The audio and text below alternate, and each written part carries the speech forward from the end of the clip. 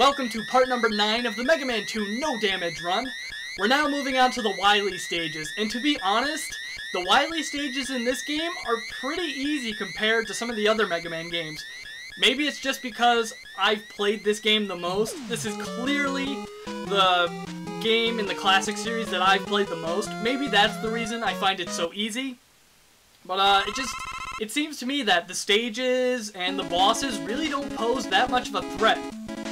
And before we get started, I would like to point out this music, which everyone seems to think is the best track in the game, and I can agree to a certain point. It's a great track, but a lot of people call it the best song in classic Mega Man, and I just don't agree with that.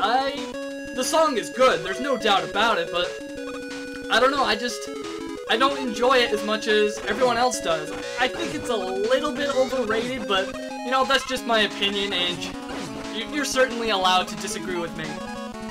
One thing that's really different about the Wily Stages compared to the 8 main stages is that you now have to use item 1, 2, and 3.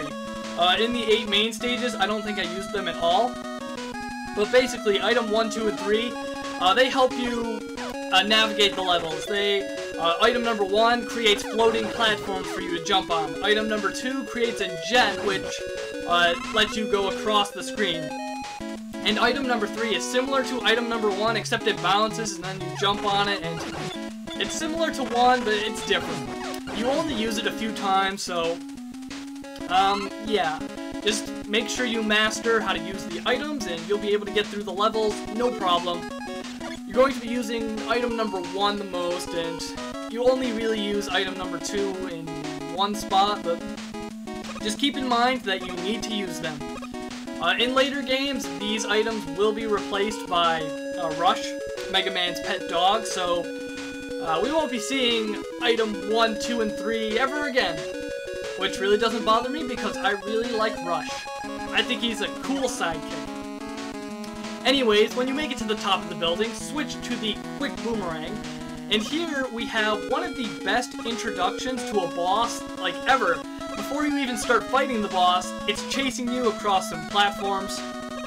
One thing to note with these platforms, if you continuously run and jump, you're going to outrun the platforms and run off the screen to your death, so just take a quick little pause every so often.